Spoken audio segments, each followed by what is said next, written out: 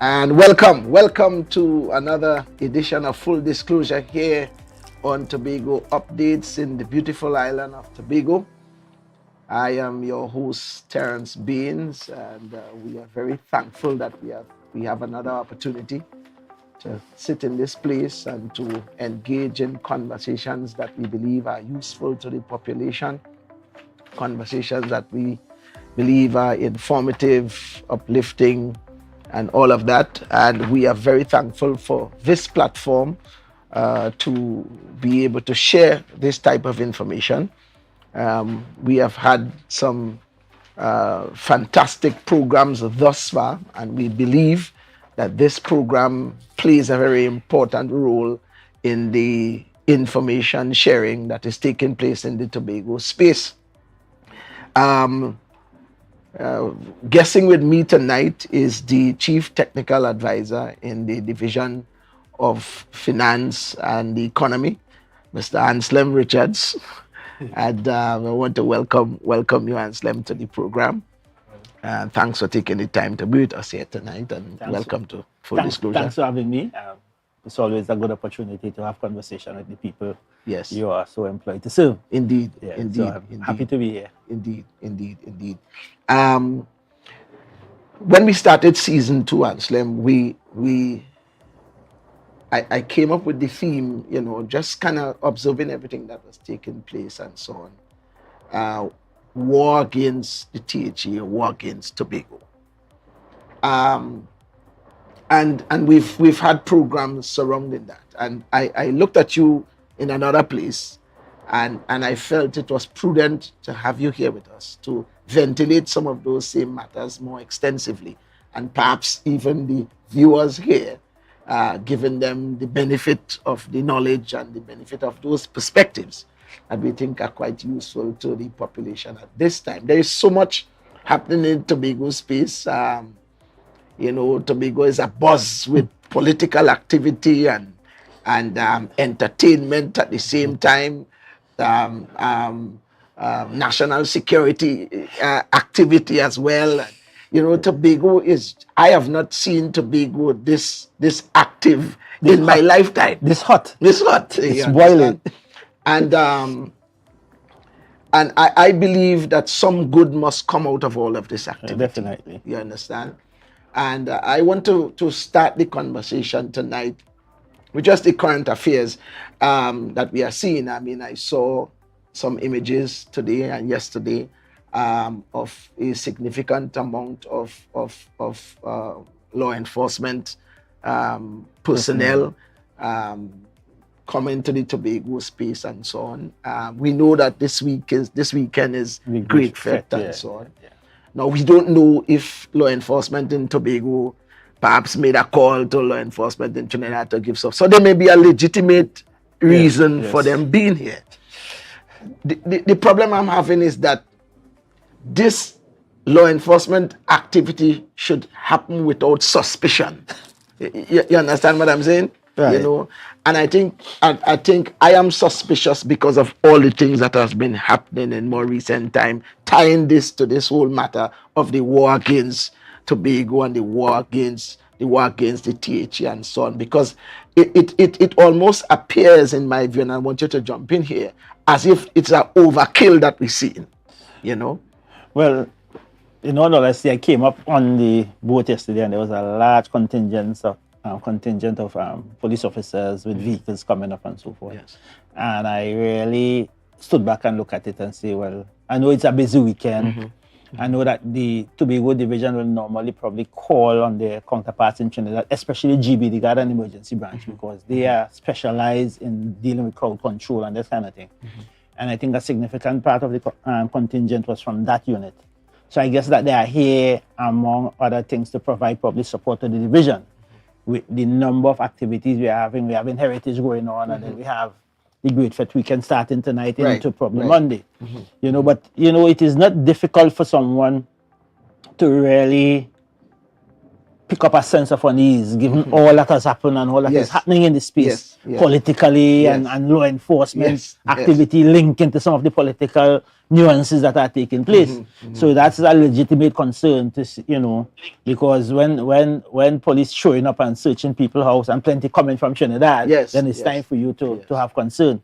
But I will trust and hope that they are here on other legitimate business to provide law enforcement support to the division, the Tobago division, with all the activities that we're having on the island at this time, because we want to ensure that our visitors are safe and secured. Of course. Because we are a tourism destination, and crime is really a negative to our tourism product. So we hope that they are here for that purpose and not to make mischief.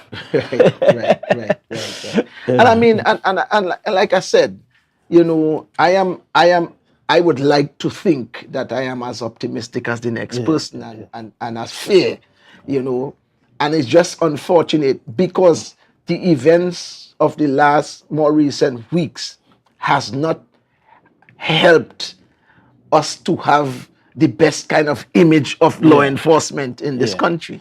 You understand? But I must say that they have been coming, because I can remember last year when we have the fireworks in Roxborough, we had a very large contingent from Trinidad. GB, the same GB was here.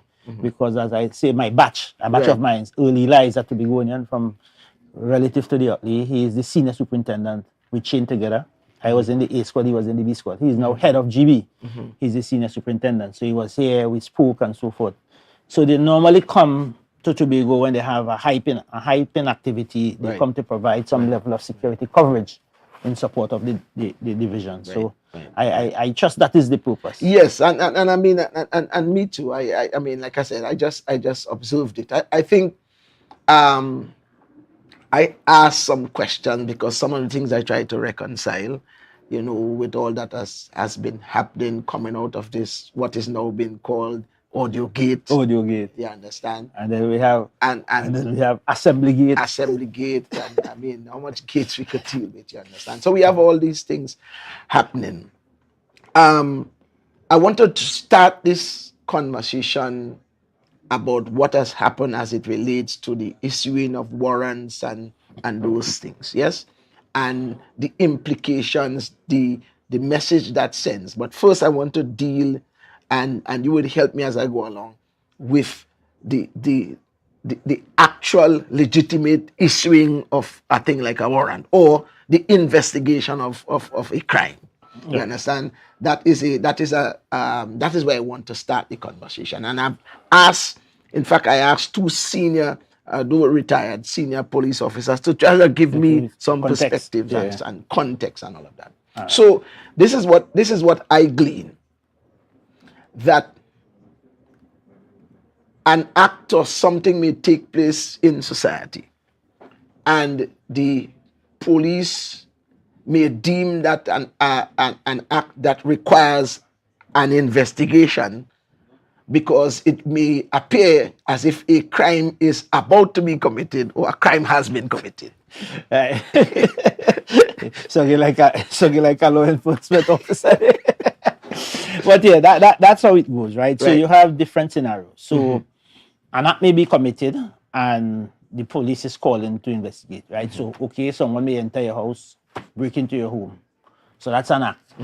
When you arrive, you recognize that your house was disturbed and it was not in the state that you left it. So you go to the station, you make up a report. The police will come to the scene, do the examination, take them time, what time you left home, how you secure the place, and so forth. And then that is recorded in the crime register as a breaking and entering and house breaking and larceny. And the police will conduct the investigation. Probably they will check for fingerprints and and do all that needs to be done. Do record statement from the neighbor, record a statement from you, and so forth. And that you become now what you call the virtual complainant or the main witness, because it's your property. And the police will do the investigation, and if they find the evidence, they will apprehend the suspect, interrogate him, and where there is evidence, they charge, go to court, and the matter goes before a magistrate. Then there are other scenarios where an event may take place, or an act. There are no witnesses, there is no virtual complainant. But knowledge come to the attention of the police that this act took place. Okay, for instance, somebody may pass and shoot somebody, person die, Right. a crime committed, a murder. No witness, police have to come and then they have to start them. Right. Somebody was found dead at some point. So they do the investigation and they start looking to see if they can identify who committed the crime. Then there are situations where there may be a victimless crime. So a victimless crime is that, okay, let us say a person caught with the possession of marijuana. Okay. There are no victim. The man was smoking weed, Right. So there's a victimless crime. Outside of the legal amount. Outside of the legal amount. Yes. So that's what we call victimless crime. Right. And then there's other crime like corruption and so forth, where the state and the population is really the victim in an indirect way, or a direct way because it's state money. So in matters like that, well, normally, if you have corruption and it happens within an institution, you might have a whistleblower. So he will make the report to the police, provide some kind of lead, and the police will come in based on that and do the investigation. Then you may have suspicion or something took place, and there's some evidence inside there that signal to the police that something is happening here. The police can come in to investigate to see whether all is in order or whether there are some nefarious activity taking place and that kind of thing. Okay. So those are the circumstances in which the law enforcement and that's enter. a large. That's a wide thing. So. And I get that and I understand that.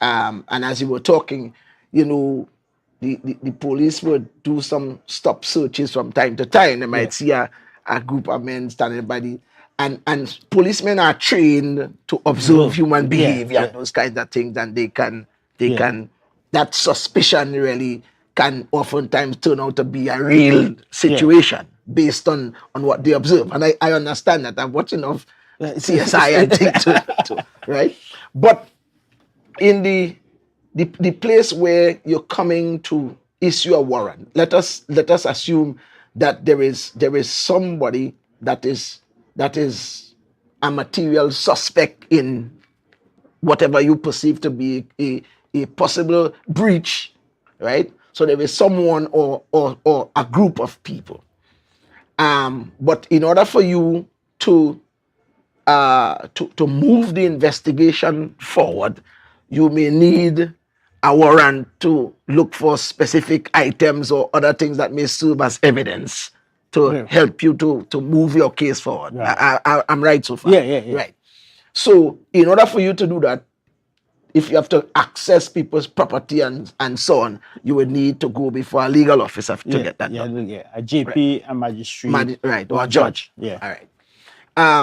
What I learned as well, that the officer or officers who will sit before the legal officer to get this warrant have to now certify, or they have to have a legal, they have to make a legal statement pretty much. Yeah, a declaration. An oath. An oath from an affidavit they have to swear to. That is what I was told. Well, the warrant, when you write up the warrant, right? The warrant has a place for you to take the oath before the legal officer.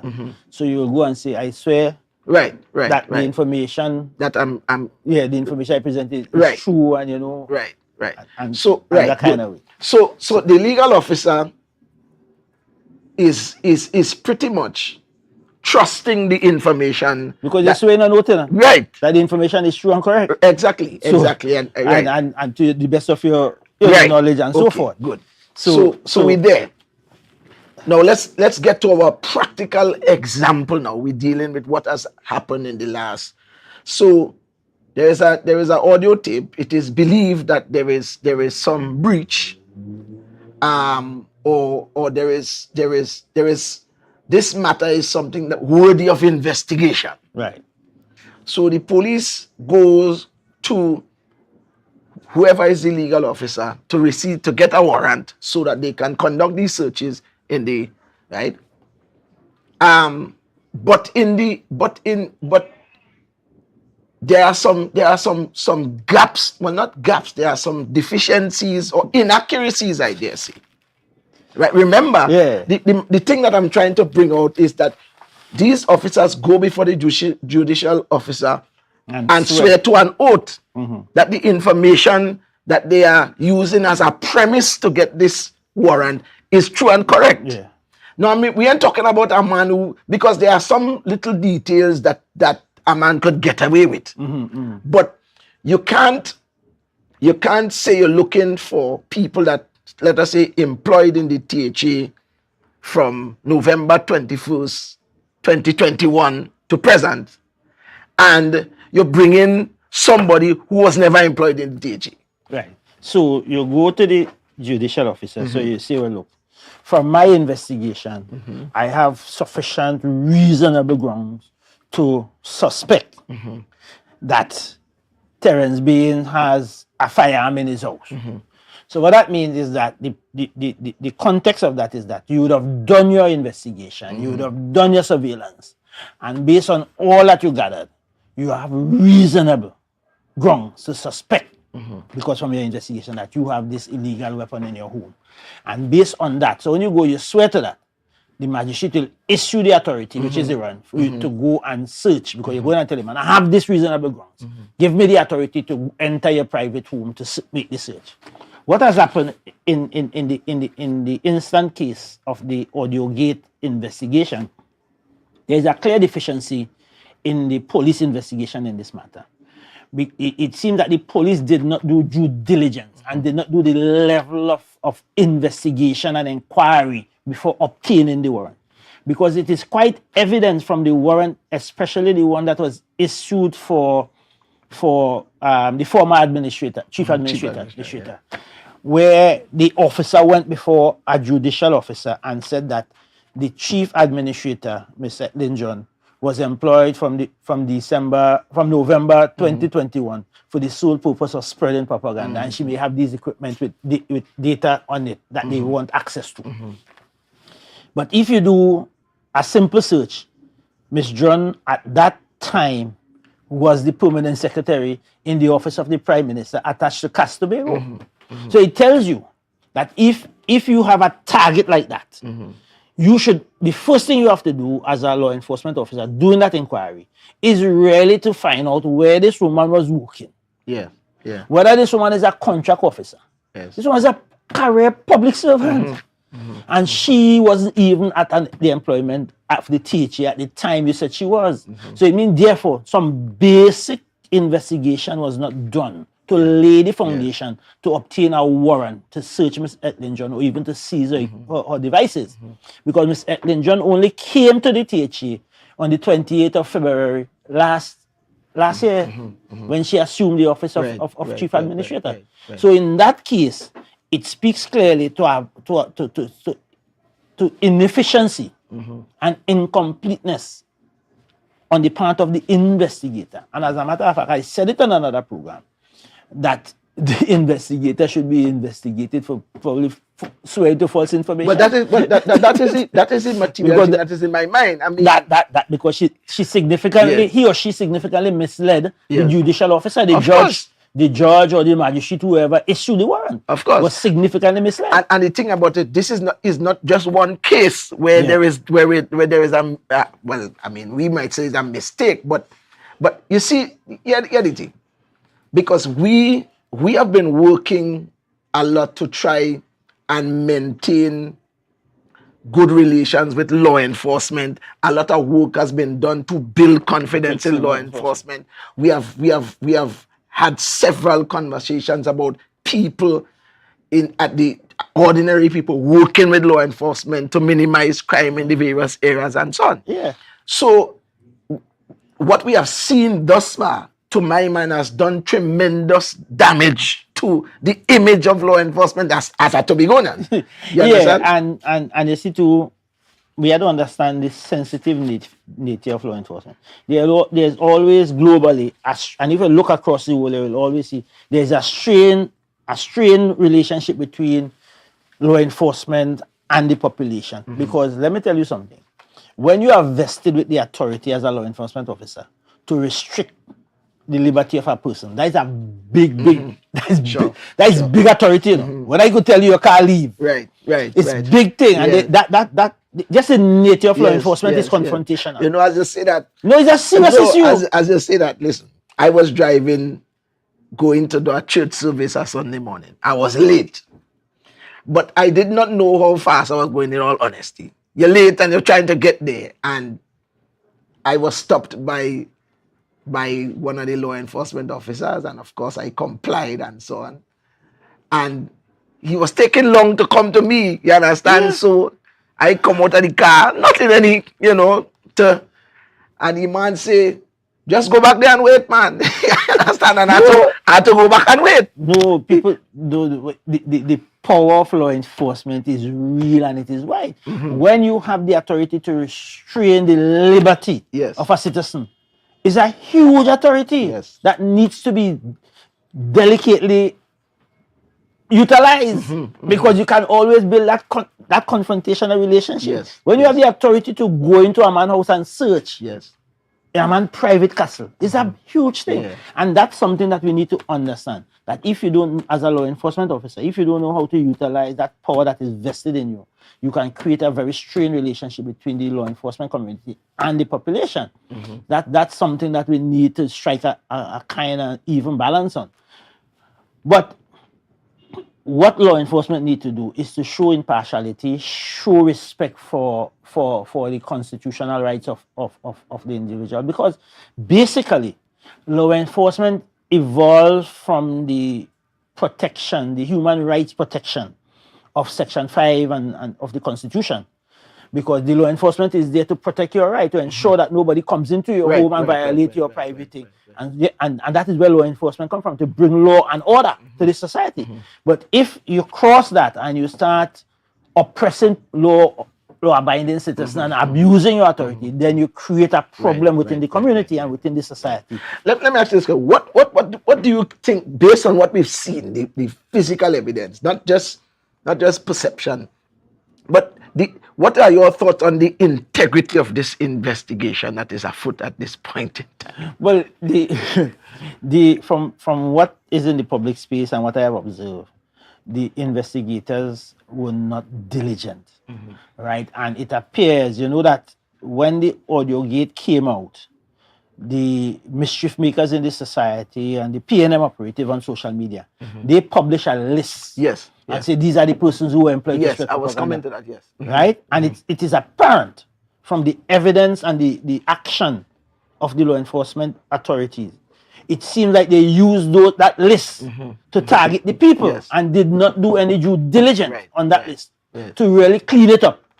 Because there is a person who is not an employee of the THA, who works with a state enterprise, TNTech, that is the police is asking the THA to produce the employment record of that person, which clearly speaks to the fact that no due diligence was done, no proper investigation was done, and therefore it speaks to the fact that the police just picked up this list because Ms. John name was on that list, as one of the administrator, and that's why they say she was hired by the THA from this time to spread propaganda. So it is clear, it is pointing, it is leaning, the investigation is leaning and it's sending signal that the police just take up this list that was published and say these are the people, because every person who was listed in that list that was published was the target of the police, right? No. Some months ago, well, the chief secretary with the rest of us members of the executive, we did a video thing where the chief secretary did pretty much a response to the audio gate and all of that, and some feel that it took too long, but albeit a response was made. The thing that I still struggle to reconcile is, in the chief secretary's revelation, was information about an individual attempting to blackmail and so on the chief secretary over the same audio and that kind of stuff, and information about the actual correspondence put out in the public space and so on. Matters that I felt warranted the same kind of urgency. You understand? And we seem to hear nothing. We seem to, You understand? I am surprised that we don't hear anything from law enforcement as it relates to that. What are your thoughts on that? Well, I know that they were saying that the chief secretary didn't make a report about the attempt to blackmail him, right? He has to reveal that. Is there sufficient evidence for the police to, because he put evidence in the space, just like how the police started an investigation into AudioGate, which was the release. This is the chief secretary who came and said, well, look, I was being blackmailed on this audio tape. Had the law enforcement interviewed the chief secretary on this? They did take the time to say, well, let us interview the chief secretary to see if there was a crime of extortion being committed there. The chief secretary came to the public and said, well, look, the reason why I did not speak on this issue before is that I was being blackmailed and I was trying to collect the information, what the case might be. Is that sufficient for the police to have approached the chief secretary and say, well, we understood that you were being attempted to be blackmailed and so forth, or advise them to go and make a formal report? Because the chief secretary may not know the pathway to these matters. But the same token, we don't know so far. We don't know if anybody made a formal report about the audio tape. Well, they may in fact, somebody may have in fact make a formal report, you never know. But is it that the audio tape situation is that devious to attract the level of law enforcement? And it's the same point you're making. Yes. And how do you conquer that with the non-response of the law enforcement? That is the point. To the chief secretary revelation that he was being blackmailed. Of course. Right. So we have those nuances in the system that needs to be clear up. And as you will see, if the law enforcement wants to maintain its credibility, then what is good for Peter is good for Paul. Sure.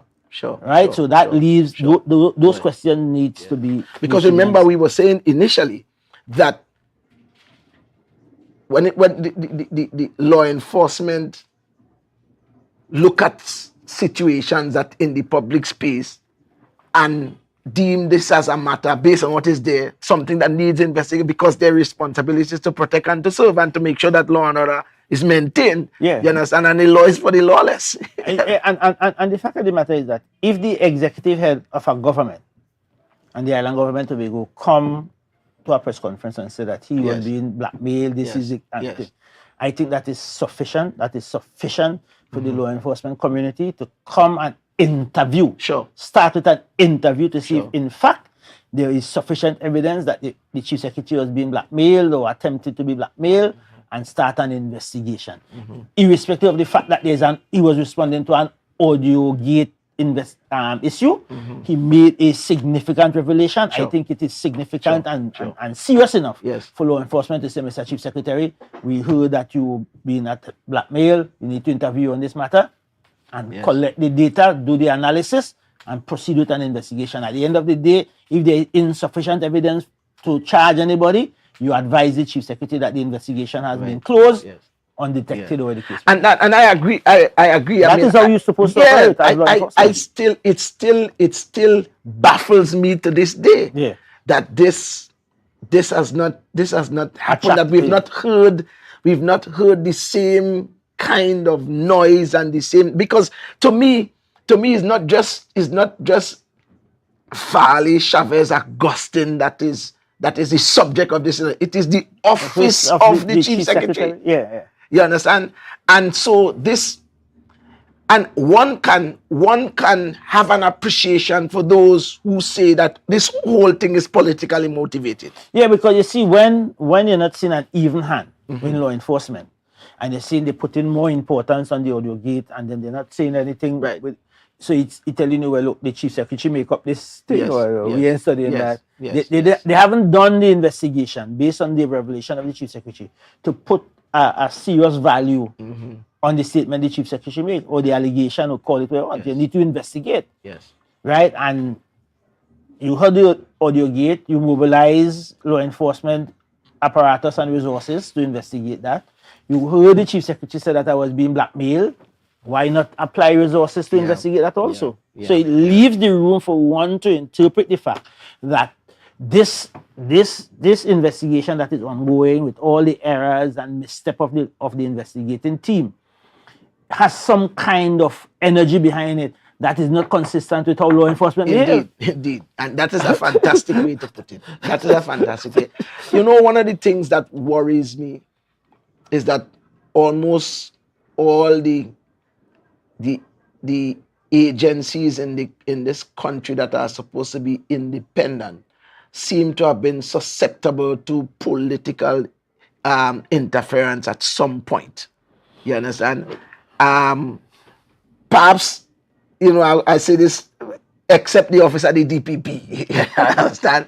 And this is just my perspective. So I don't want anybody to come in for that. My perspective, because the Integrity Commission has launched an investigation now themselves. Into AudioGate? Yes, asking for information about people employed in the THE for over a year and want certified copies of stuff. You didn't see that? Yeah. So the production of that. We see all this happening and so on. And you ask yourself, you know, it is easy for one to say that this war continues on all fronts. You understand? And I'll make the point here, and I think I made it before, that there has to be, you have two governments. Yes. Right? So you have the central government and you have the island government of Tobago. And we have one Republican democracy called Trinidad and Tobago. The Prime Minister spoke to it in his news conference after the Chief Secretary make his thing. He say, who is the top dog? It's the size of the kennel. Yes. Well, you know, he says... No, yes. but no, that is a serious statement, you know. And remember, he went and said, Tobago can't make law. And they don't have the same privileges as the Parliament in Port of Spain. So and it's a serious issue that Tobagonian needs to sit down and pay attention to. What they are saying is that the Tobago Island government is a little dog kennel up in Tobago. So no matter who is the top dog in that kennel, right, it's not the top dog, yes, it's the size of the kennel. Right. So he said he's the chairman of the National Security Council. So he has the entire law enforcement apparatus at his disposal. He could find out and do anything. Sure. And he will speak to anybody. Head of Defense Force, head of Coast Guard, everything. Right. He can command the apparatus. He can command the assets. He can have the resources to do what he wants. Two, he's the Prime Minister. And he say he would instruct the Attorney General to look at what Farley say and thing and see trying to criminalize the proceedings of the Tobago Assembly legislature and trying to present that as a criminal offense was committed and that the THA don't have no immunity. Well, he lie. The THA had the same immunity as the National Parliament. Of course. Right? So we will talk about that later. Right? Yes. But the point I want to make to Tobagonians tonight is that if we don't fix this constitutional arrangement that states clearly what are the responsibility of the government of Tobago, and they have final constitutional authority for this matter, and what are the responsibility of the central government in Tobago constitutionally, and what are the areas that are shared, and how those intergovernmental relations should take place, they will always have this problem in this country. Because we cannot develop Tobago on what I just call the milk of human kindness from Port of Spain. Agreed. We have to get our constitutional entitlement and guarantees protected. Agreed. Because you see, and I told Mr. Hislop right here that it's PNM government in Trinidad now. But let the UNC take over and we have a PNM administration in Tobago. And you will see, and this happening. Yeah, but we've seen that before. We've seen that before. You understand? Yes. And we see how that could happen. And we cannot trust Tobago future and Tobago right and entitlement to some political relationship with the government between Trinidad and Tobago. Yes. Those things have to be guaranteed and protected in the constitutional arrangement. Sure. And I totally agree. That is the foundation to settle, because once you have an arrangement that speaks to an injustice, there will be no peace. Indeed. And that gives rise to some of the statements that even the Prime Minister makes. He's empowered to do those things because of the flaws in the constitutional relationship. Go back to 2021 when there was the January 6-6. Look what happened. Sure. They changed the law without consulting unilaterally. And say 15 seats and divide it so. Yes. No consultation with the next 6. Yes. Or any of the 6, I will say. Yes. the Prime Minister say fall to him as Prime Minister to change the law. Yes. You understand? Yes. If we want to increase the secretaries in Tobago by one, we had to go and ask Mr. Rowley Port of Spain to do that. True. Or you could build country and people so. Yeah. We have to fix that. Yeah, and the thing about it, some minds, there are some people who are they are the white flaggers who are saying that there must be peace. There must be peace. You understand? And I want to invoke a Peter Tosh here. We need equal rights and justice, because we have tried the peace way already. And we have suffered. Indeed. We have suffered. You understand? You understand? Let me segue into some financial matters, right? Mm-hmm. So, this administration came into office in December 2021. The Chief Secretary did a financial position paper in January. So we were the contractors and them 730. I was just reading it here. 738 point something $million. That is the claim by contractors. That is the liability we inherited. Right. So you hear all the talk that we're paying contractors. The THA budget for development program a year is $300 million. Yes. If we have to pay contractors with all the corruption that took place in 2020 and 2021 when they were trying to win the election, it means for 2 years, this administration can't pave a road, right. They can't respond to a landslide, right. They can't do nothing. Right. They can't build a Gabian basket, we call it. They can't fix a bridge. Yes. They can't do nothing for the people of Tobago, because all we have to do is to take the development program and pay these inherited liability. Right? You go to Trinidad, sit down with the Minister of Finance. Chief, Mr. Minister, this is the situation. We are willing to pay the contractors a percentage while the forensic audit is going on. This is the amount we owe. We need some resources to pay them. And then I give you no money. But then, the white flaggers and them, I say, pay the contractors. Yes. Pay them with what? The last time we spoke with the Minister of Finance, he said, how much money you all need? I said, we need 400 million. I was in the meeting, I was talking to the issue. I said, we need 400 million. He said, nah, we get 400. I think. I say, you say, I give you all your one-off amount to start. I said, how much? He said, 200 million. I said, I'm going to take that. That I said. Until they come and say, they gain me 100 million to give a contractor 60. Yeah. I mean, and the offense of that for Ireland, you understand, especially when the information coming out puts some of the claims of some of these contractors, I have to say, frustratingly and even offensively suspect. Let me just share something. Yes. The second part of the audit that going on now with the road, not the road resurfacing, the emergency restoration work. We have invoices from contractors that value $497.1 million. How you paying that? How you paying that with $300 million a year budget? Right. That wiping out your whole development program. You can't do nothing for a whole year. Of course. And then you know what they're going to say? They ain't do nothing. Yes. They spend the 4 years paying the debts. And when you look at the executive conduct that led to these liabilities, yes, it speaks volume. Sure. Because these people went about giving out these contracts without first ascertaining the source of funds to pay for these projects. Yes. So these fellas did over 700 and something $million in design build projects without understanding how they paid for them. And I said already, whether the PNM had won this election or whether they have lost as they did, no government in Tobago had the resources to pay these debts. They have to get funding from Port of Spain.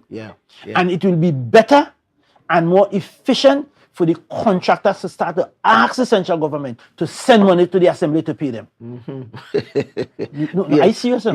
I sitting down there and I seen the thing as clear as day. The only way we can pay these contractors, the central government has to send the money Right. There is no way, and I will not, and I'm saying it here, I will not advise the chief secretary to take the money, the $300 million the government is sending from Port of Spain for us to do little development work in Tobago to pay no inherited liability. Right. It just doesn't make no strategic sense for but even that too, I mean, that's what I mean. yes. A contractor called me today. I ain't gonna call his name. Thinking about payment and thing. They were telling him, I said, me tell you something. I said, we owe contractors over $600 and something million. Our development program a year is $300 million. I said, if we had to go the route that you say, pay you, I will do nothing. And every contractor, I will do nothing for 2 years and something. We said, that make no strategic sense for the people of Tobago and the government of Tobago. I said, let me advise you. I said, call the Prime Minister and tell him to send $400 million. I will start to pay you. And why telling them now? Anytime they call me, that is my conversation with them, because that is where the conversation has to go.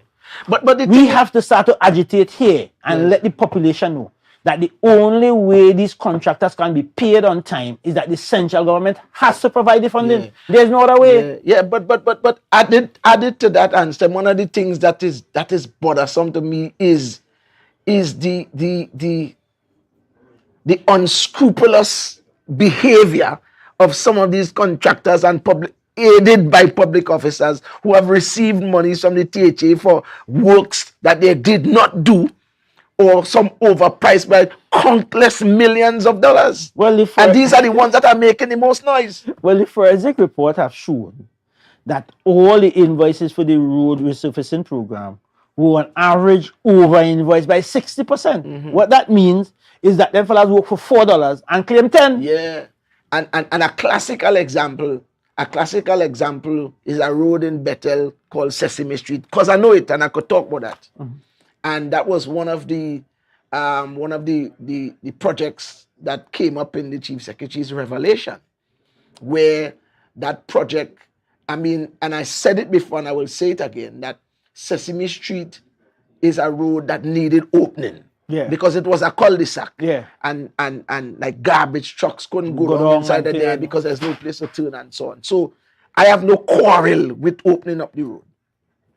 So the road was open. They added two what I will call tributaries, on the road and so on. And 3 payments were made to the contractor, totaling $15 million for this road, according to what the Chief Secretary revealed.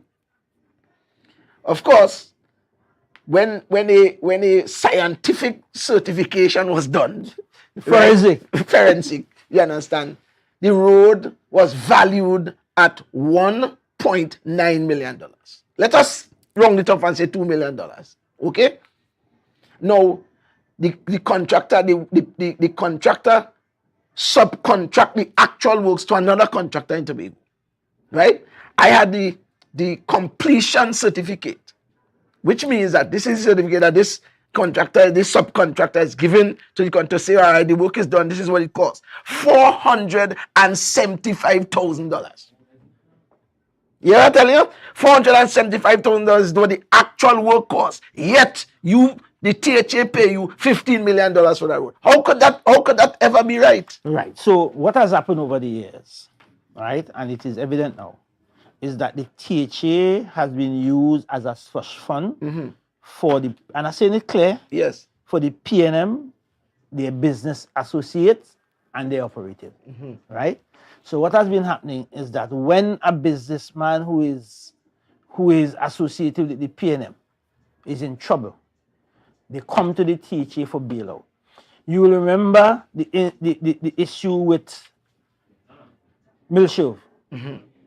Milshove came about because a political, the owners down there who really own that mall were in financial challenge in Port of Spain with their financiers.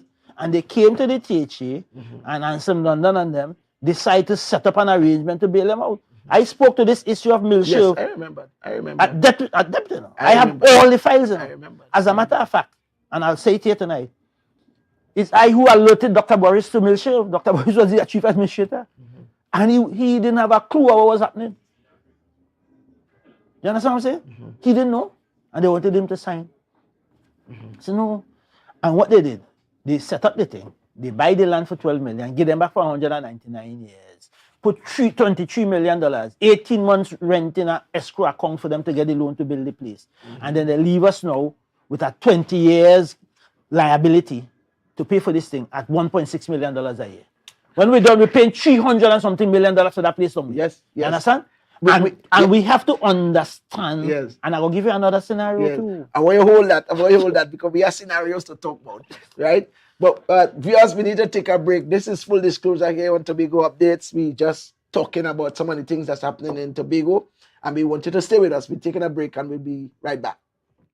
Tobago, after freeness is more speed and better TV. Get a free Samsung smartphone and free installation, plus 200 megabits per second, Paramount Plus, and more for only $299 with a select 200 plan from Flow. Visit online at discoverflow.co today.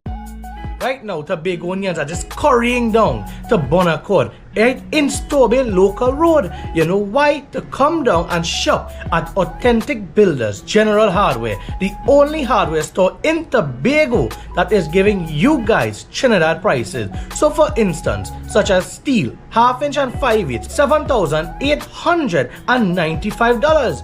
5/8 construction ply for $260. Every single thing that you will need to do your home renovation or start your new construction, we have it right here.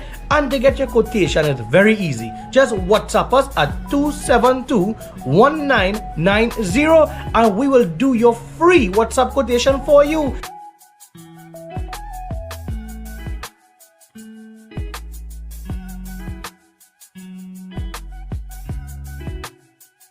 The best place to stay in Tobago is at Thorns Place with rates starting as low as 200 TT. Call or WhatsApp 745-7306 or 682-8676. We are located uptown Scarborough, 5 minutes away from the port. Remember, at Thorns Place, our aim is to make your stay safe and affordable.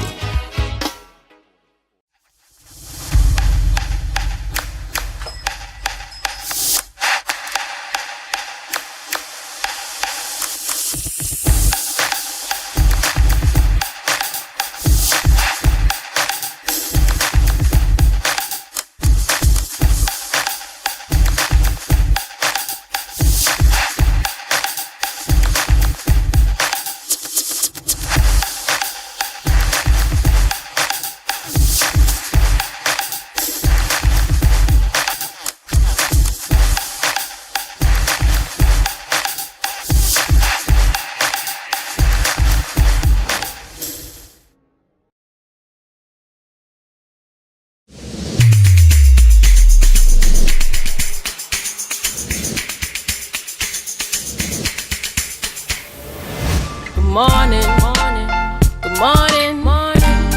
Put a smile on your... Everybody only worrying. Never ever worry. Don't mind how things looking hard. I tell them never ever worry. If your nice can't get damaged bad. I tell them never ever worry. What I'm saying is true. So just consider Tatil is always right here for you. I tell them never ever worry. Don't mind if life make you sad. I tell them never ever worry. If your house get flooded out real bad. I tell them never ever worry. What I'm saying is true. So just consider Tatil is always right here for you. I tell them never ever worry. If sickness catch you off guard. I tell them never ever worry. If times fall on you real hard. I tell them never ever worry. What I'm saying is true. So just consider Tatil will always be here for you. Never worry about a thing. Tatil, where people are people. You know what I mean.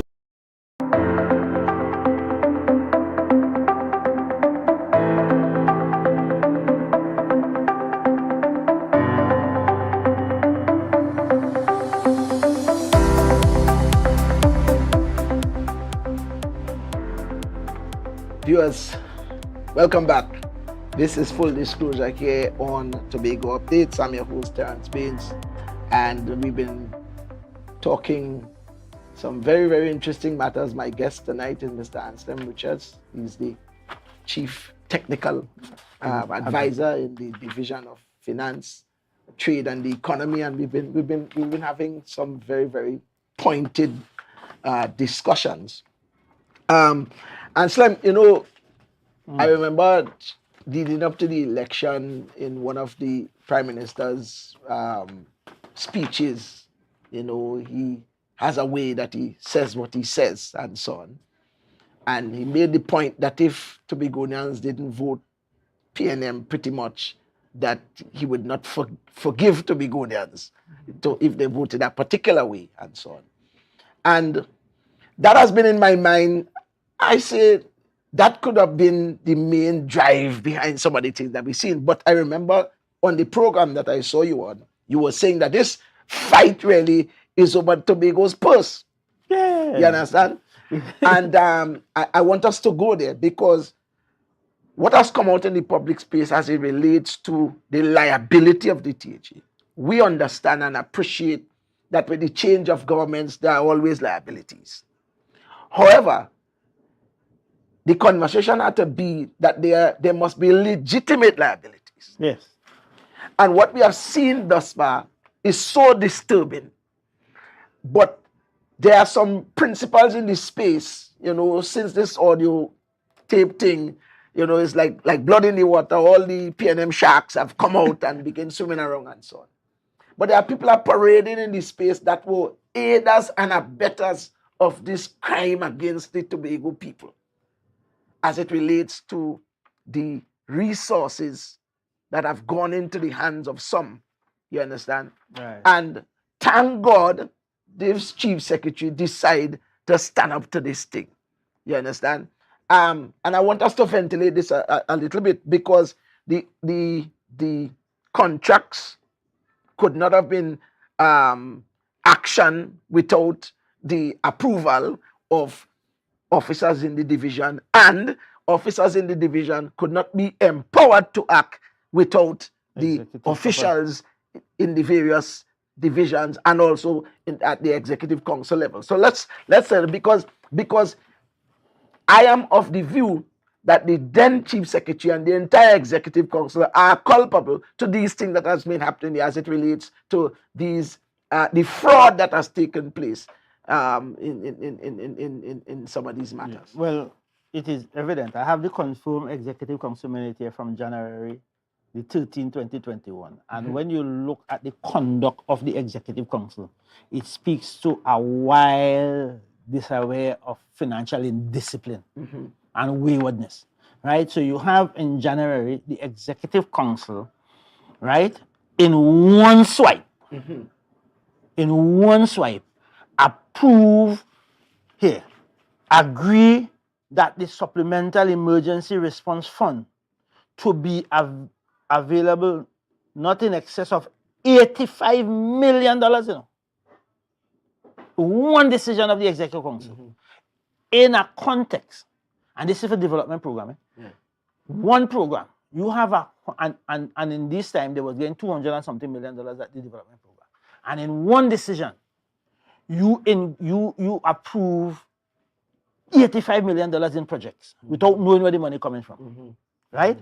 And subsequent to that, in November 11th of November 2020, they approved the Division of Finance took the note. They have not the finance, infrastructure. They approve here, agree that the sum of up to $99 million.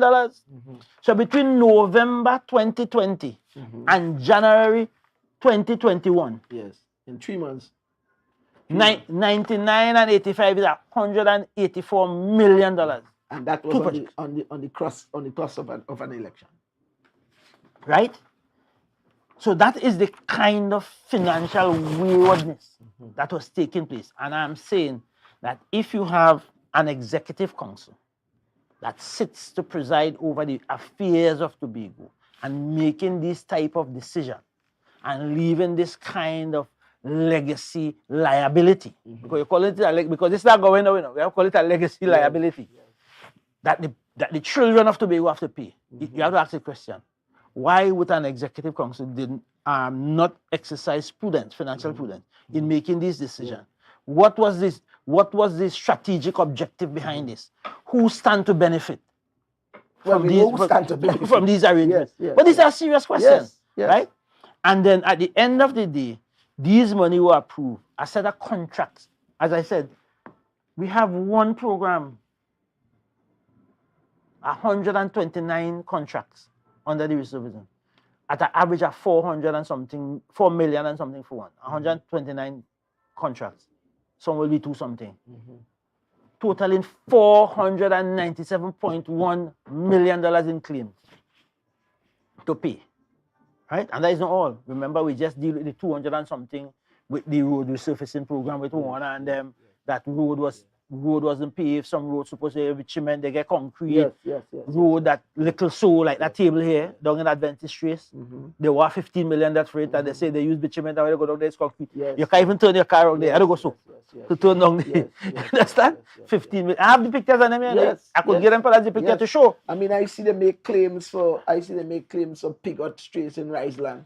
I know Pigott Straits are when they came for road infrastructure, paving and nothing and that I know the place. I've been there and in more recent times. Yes. And that is only, there are several of those.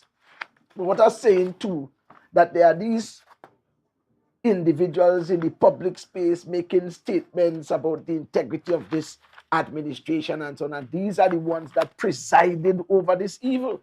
Yeah, they have left a legacy of debt to the people of Tobago. And the Tobagonians have to be brought up to speed as to what the conduct of the last administration was, the Executive Council. Yes. From my perspective, the situation with the contractors and the debts that we inherit is a criminal conspiracy that had the blessing and the involvement of members of the Executive Council. Sure. Aiders and abettors. This speaks to the Chief Secretary. It's either they was working, we have financial magician in the THA at the time, or financial obeahman, or just pure reckless state capture. Sure. So you sitting in an executive council looking over the people's business, and in 2 decisions in 3 months, you accumulating liability to nearly $200 million with no direct statement or pathway, cash flow pathway as to how you're paying for this thing. Right. And on the heel of that, remember they went and they borrowed $165 million there, and that was in the end of April 2021. 165 million. The bonds, I have the bonds file here. Yes. I have the bonds file here. They borrow was 300 million. They borrow 164 point something million at a coupon rate, which is the interest rate at 5.2%. Right? So all that, and they use that money they done it, and we had to pay back that too. Yes. The repayment become due in 2027, and we had to find $165 million to pay back the investors. We're paying 8 point something million every year in interest on this. 2 payments every 6 months. We had to find 4 point something million to pay. And we don't know where the money go. They say part of it was used to pay for the land for the Scarborough Secondary School out in Bacalet, because they buy 14 acres land from the developers out there. I don't know why the THA buying land to build but a even who school. you buy it from is cross-pollination taking place. But the thing is that the THA is the largest landowner on the island. And then you had to ask a question, why is the urgency to buy land to build a school? And with the experience you would have had with the stadium and the deterioration of the sea blast on those kind of infrastructure, would you want to put down a school plant of that size in that area, and what are the future maintenance issues with that facility? Would you be able to maintain it over time? We have seen the effects of Scarborough Sec and sea blast. Would you move it from Scarborough Sec that is in the sea blast zone, carry it in Bacalet and anchor it in the sea blast zone again? Or would you look for something more in the hinterland and build a nice smart school and let us do things with some level of sensibility? But those are some of the things as we talk about this real fight, the meat of the fight is over the Tobago Purse. It's for the $3 billion, the near $3 billion. That's what the fight is about. Yes. And the 2 seats to form government. Right. And people have been engaged in this activity for years and years and years and years. 22 years. Yes. And here comes a chief secretary, young upstart in the minds of some who just decide that this thing had to stop. Well, stop it. Yes, you understand? And so that is that is what's taking place in and around and so on. And the thing about it is the mortgaging of the future of the Tobagonians. That is one of the things that is bothersome. Yeah. We look at the landscape and Slim, there are so many people that are still on the breadline. But you see, when all this, and here's a significant point we had to make. When all this financial nastiness was taking place, CPEP Pokers was working for $500 something a fortnight. And man thieving millions, Yes. Because a man I work for $4 and claim 10. So if a man get a 10 million, if I pay a man 10 million for a contract, he contract really is 4 million. Right. That's the basic way to say it. Yes. So he gets 6 million for doing nothing. Right. Well, that must be for sure between he and his associates and yes. partners. Like a handler. And then you have people going out there every day on the CPEP and URP and can't buy a tin of clim, Right. can't buy flour, Right. can't buy thing Yes. to send their children to school in a dignified manner. But then you have people, you have a small group of people posing as contractors Sure. who were just eating from the trough. Yeah. But even the example that I just gave, because there's this narrative that we don't care about Tobago contractors and there's a poor people narrative must come out every minute and all that. But these people had no concern for nobody that is poor. You understand? These contractors that make it. This is another Tobago contractor that you do rip off. That is all. That's the only way I could think that. That is rip off. Yeah. But, think about that. Think about that. I try all how to fathom that. You understand? That these are people. You know what we could have do with the opportunity cost of that $13 million from that Sesame Street product. Secretary James did 10 on, 10 off project and so on across all the districts and so on, cost maybe about $8 million. They're about to do it. Right? Had we saved, and that program employed about 800 people. Had we saved that 13 million, because we say 2 million for Sesame Street, we could have employed 1,600 people. That is how many families could have been impacted in a positive way because of the amount of people that are on the breadline. And there's only one project. That's only one project. You understand? We have a project where a contractor was paid, I think it's $5 million in Marysville Far Road. Not a single thing was done. Yeah. But you have completion certificate certified. Yes. And man paid and received check. Yes. The administrator in the division of works was instructed to write the administrator, to write the contractor, provide him with a copy of the check and everything, and tell him that he has an opportunity to refund, to repay, or else this matter will be reported to the Fort Squad. And unless we are prepared to go that distance, this nonsense will not stop. Indeed. Right? I agree. But you have a lot of people, some of them putting on contractor hat and they're putting it back to front. You understand? They don't even know how to put on the construction hat. They put it back to front and they call it themselves contractor. Everybody in Tobago is a contractor, you know? Yeah, indeed. And they indeed. say they I look was surprised at the amount of contractors. They say they're looking to eat a food. One contractor reached me and say, we owe him $95 million. John Big over Highwood. Me say, well, submit the invoices and them. Yes. He ain't submit none. 90. Yes. The man reached me in the street. Mr. Richard, and thing, I'm a contractor. I go calling him. And thing. All the women. So much money the THS for you? $95 million. Yes. Me John Big over Highwood. Yeah, man. One contractor submitted invoices, claim for $85 million. Yes. Hear my simple financial analysis. If a contractor claiming, let me just run off the $95 million to 100 to make the maths easy for the listeners.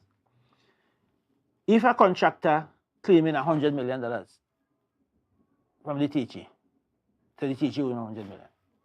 If the markup, the contractor profit is 30%, right? It means therefore that contractor they spent $70 million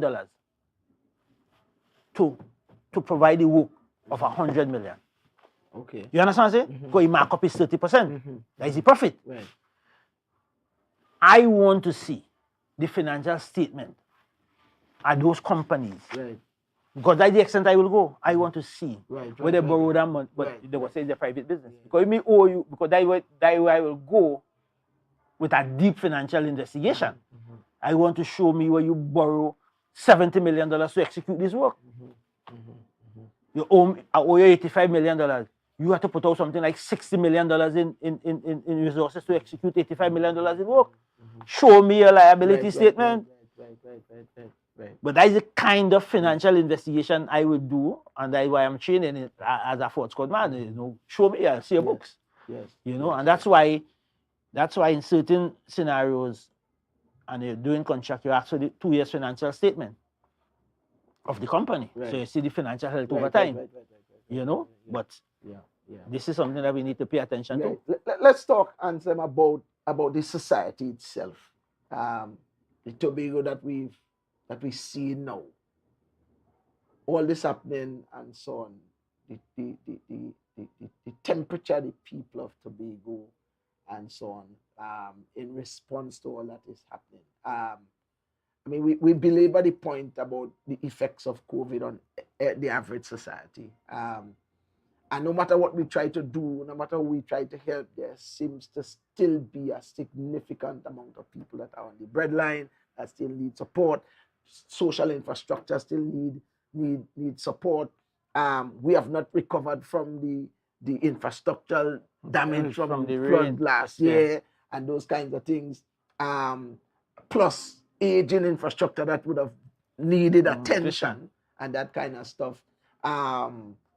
In the division of education, school repairs to be done, and School and all these- construction, yes, you understand, and the lack of resource. Talk about the correlation between that challenge, that resourcing challenge, and the Tobago population, the Tobago climate at this particular point in time. Well, the challenge is that if you have to move the society forward, right, and all those things that you highlighted are very critical social and economic needs for the society, schooling, your road infrastructure to move your people safely from one point, commuters from one point to the next, because that is your road is one of your communication system infrastructure, so you move people. And we have some significant challenge given the topography of the island. We have most of our roads are along the coastline and on hills, so you know, landslip. It is prone to landslip and all of that. Yes. And therefore, the maintenance cost and the recovery cost when you have incident like the heavy rainfall we had at the end of last year that damaged the road infrastructure, especially on the northeast of the island. The cost of restoring those infrastructure is very high. And what has happened over the years? More than the development budget. Of course, because we would have done the analysis and Sure. sent it down, and we are not getting the funding. Sure. And in addition to that, the central government has over the years from 2017 to now withheld from our parliamentary allocation over $250-something million. Right. And the minister said he has the authority to do that. But I don't know if a minister can change a law because the appropriation bill is a law when it is passed. And if the parliament approve $5 to me, I don't know a minister of finance could say, again, you're $3. Right. But anyhow, that is something that we need to test in the court. So we have those challenges, and it impedes, because you can't develop without resources. It impedes, and critically, especially our educational infrastructure. We need to have modern school, smart school to go with the time, the infrastructure to switch from in-person to online schooling. All those things we have to build out. We have to improve the internal business processes of the THA. We have to digitize the operation of the THA. Sure. The time it is taken for us to move with this paper file all over the place is ancient. And what is happening? The society is still operating in 1955 financial rules with paper this and paper that. And we in 2021, COVID had leapfrogged the digitization of the world. So you find like you're in this space, and if you're progressive, like you're not getting enough oxygen, you're struggling to survive. You're quarreling every day because the place is slow. And then you have some public servants who really just going along at a beat of a drum, the timing, I can't understand the timing and the rhythm. You know, I don't know if I out of time or you're too fast. So you have those challenges. And what it does, it confines the society, it confines even the mind of the people, because you are continuously suppressed in this small space with these small allocation and these small projects, that the society starts seeing itself as nothing less than being small. Right. I got you. I get it. Right? So there's a psychological, beyond the financial implication, there's a social and psychological impact on the minds of the society. But what we have to do as leaders and as the government, we have to have this progressive conversation with the people. We have to show them the pathway. We have to show them that you have to stand up and demand what is yours. Right. You understand? You cannot be called by those who speaks the loudest. Right, You should not be called by those who say they live in the big kennel. Right. You understand? Because small dog that show dog big dog. Indeed. You understand? And sometimes in the hunt is the small dog that catch the prey. Indeed. So it's not the big kennel, man. So you understand what I'm saying? Indeed. So we need to have a balance. We need to have strategic conversation with Tobagonians. We need to lay the facts before them bare. But Tobagonians are not foolish. Yes. Tobagonians are not without understanding. And those who feel that should take a lesson from what happened in 2021, the December 2021 election. Tobagonians waited them out patiently. Yes. You remember that? Yes. The gallery in January when they won the 6-6, you know, and they have the Trinidad partners and the thing, and they refused to. And they waited, and Tobagonian waited, and Tobagonian waited, and Tobagonian waited, and when the opportunity come, they drop the hammer. Yes. So don't take our peacefulness for weakness. Don't take our contentedness for weakness. Yes. Agreed. When the time come, remember, Robinson built his political legacy of a Tobago. You know? Tobagonians are strong people, proud people, Agreed. and they will stand up and say it is wrong regardless of who is involved. And a lot of people, and especially this new generation at Tobagonian, remember, their loyalty is to nobody. Agreed. No, I'm telling you, their loyalty is to. Agreed. So if they feel they can create the kind of pressure for Tobago from Port of Spain, they have another thing coming. Tobagonians going to respond quite differently, especially the current generation. Indeed. And that's a salient point that you're making. I mean, even the utterances of the Chief Secretary about this new Tobago and and greatest little island and making you begin to dream, about a Tobago that is ideal, about a Tobago that we all deserve. Exactly. You understand?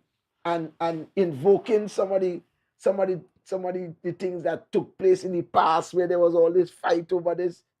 Down to today, I had a breakdown in the vehicle I was driving, and the man who came to help me say, boy, this Tobago, how much time they fight over this Tobago. You got to understand this is an important place and all that. Important and that was significant. Important piece of real estate. Indeed. And I think the point that you made a while ago about the thinking of people as being in this small space, and we have accustomed being talked down to, and people talking louder than you, and they really control the narrative and so on. And I think that the stance that the Chief Secretary has taken, along with the team of us, is noteworthy for the minds of Tobagonians.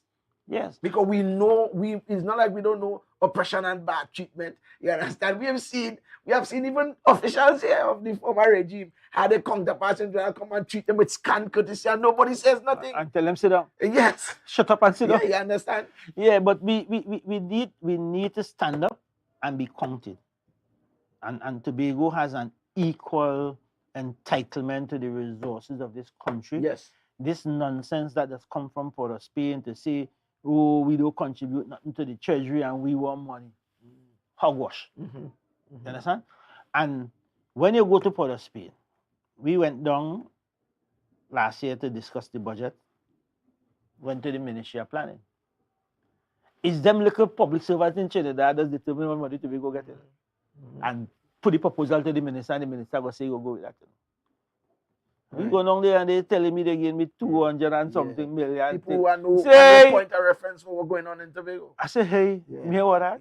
That can't work. And it is and I because stood up. something has been sold to them.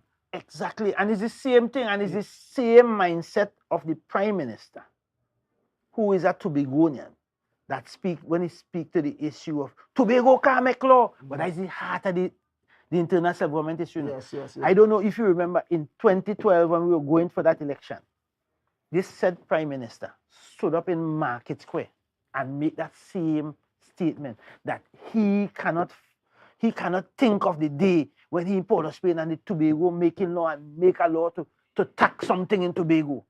But Tobago has an economy. Tobago has a government.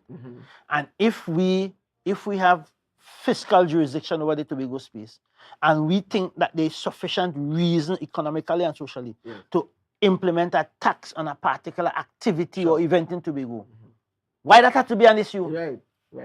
The government is entitled to do. Of course. And the societies we have some differences that may require for us to do different things in Tobago that may not be applicable in Trinidad. It is this same Prime Minister who stood up in that Market Square and said he billing the Tobago, the fast ferry terminal in Toko. You remember that? Yes. And the fast ferry will travel from Tobago to Toko. And you go have to drive from Toko to Port of Spain to do your business. You know, it taking 3 hours and the traffic day. Yes. And then you got to drive 3 hours to come back. Yes. When you go into Trinidad, you go to Trinidad to go cook up by the lighthouse in Toko. And those are the kind of insensitive decisions that is being made. And the port is being developed. Yes. Because they open up the highway and things, because a lot of the PNM big wig have lands up in Toko and investment up there. Of course. So what they're using the Tobago, they're using us as they have done, as a justification to advance their personal agenda. Of course. And want to put us into greater suffering. Because when you land in Toko to go to the hospital in Port of Spain, and you have to drive 3 miles and put yourself at risk for accident, put yourself at risk to carjacking, so you should do crossfiring with all the taking place in things.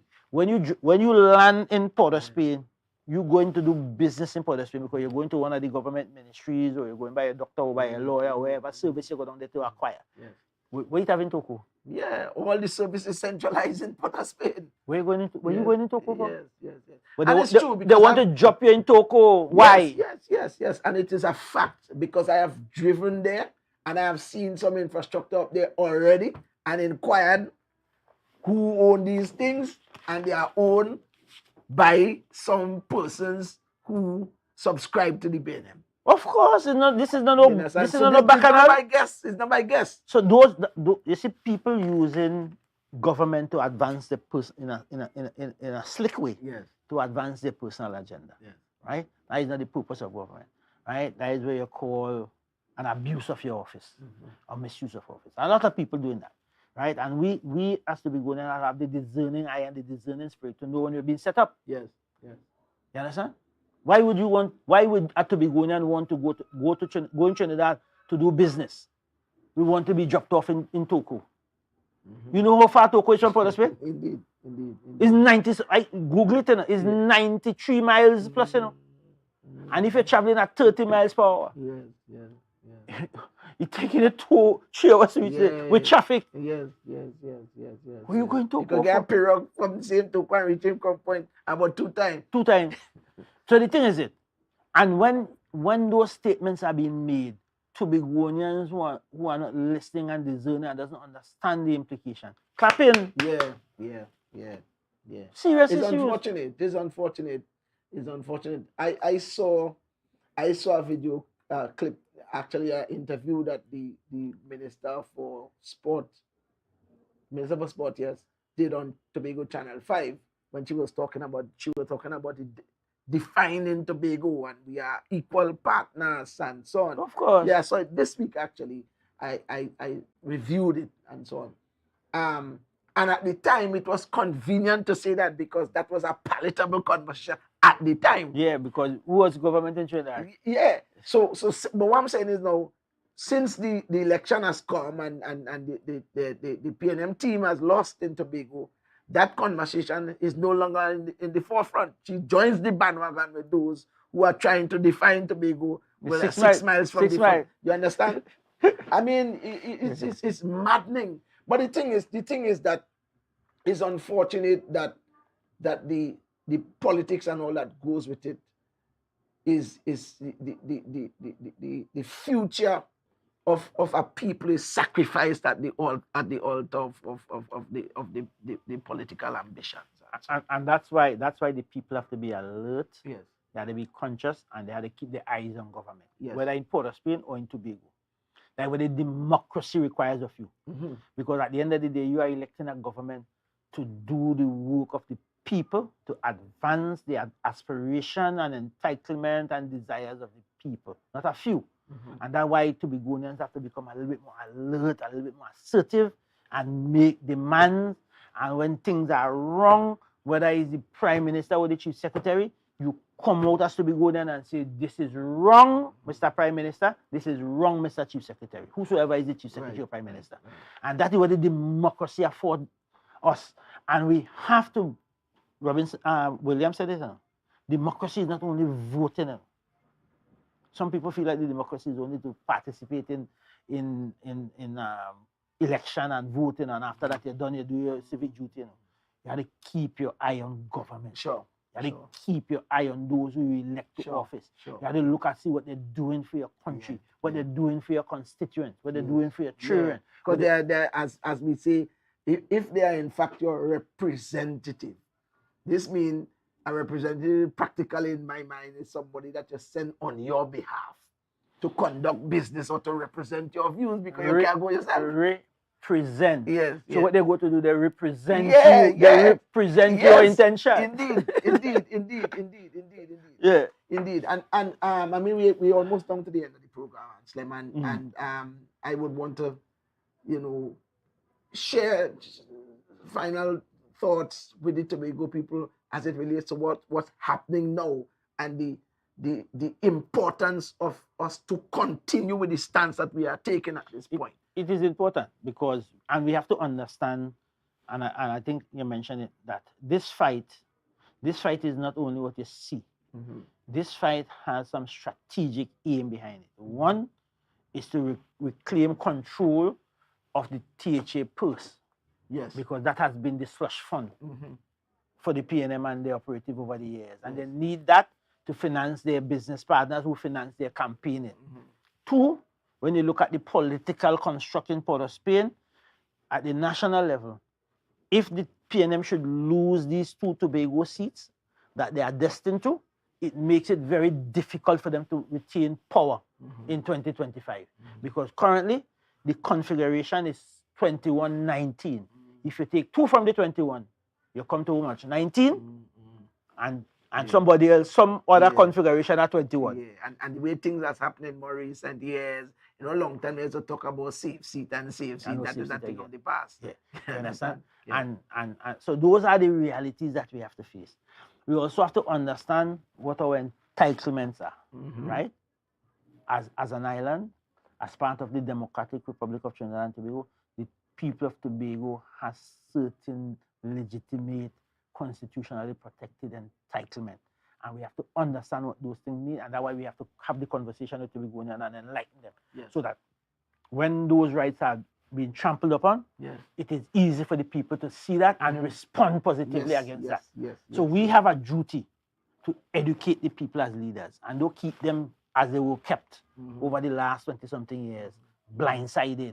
Keep them in a state of poverty so that you could move them. Remember how they used to move the CPEP and URP workers in droves to go to these functions and to protest and all kind of thing?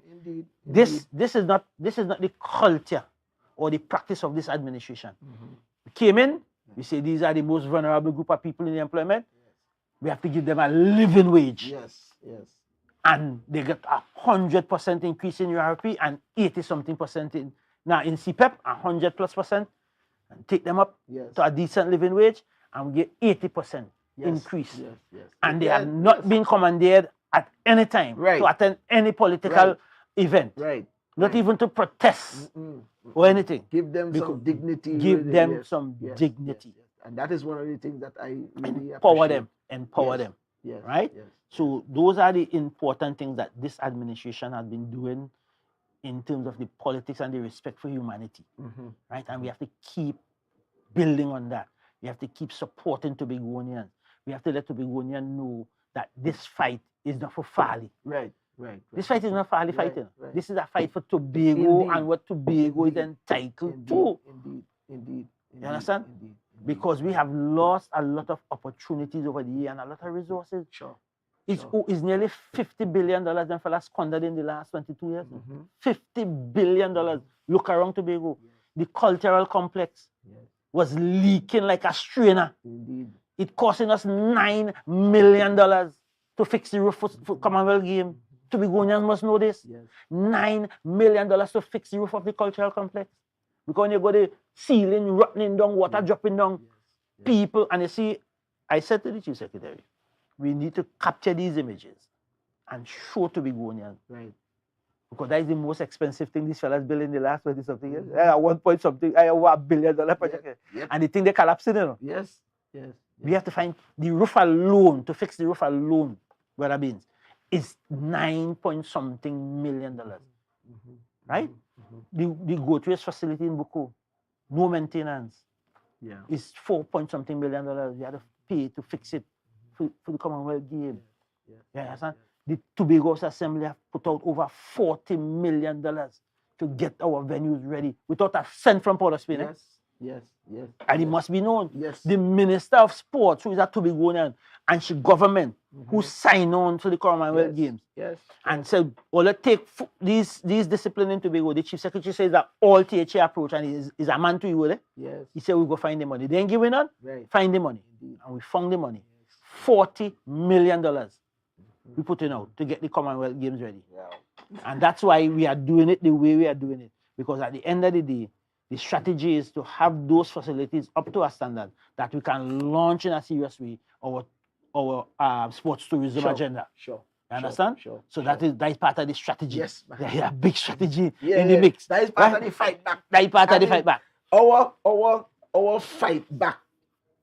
Our real fight in this war is not so much in the talk and the No, it's about delivery. yes to the It's people. about being innovative. Yes. They try to stop me one way, we find a next way. Yeah. And that is one of the things that I think I am encouraged by is as it relates to the leadership of the Chief Secretary, is always trying to find an alternative to wherever the problem. We're looking for solutions. Yes.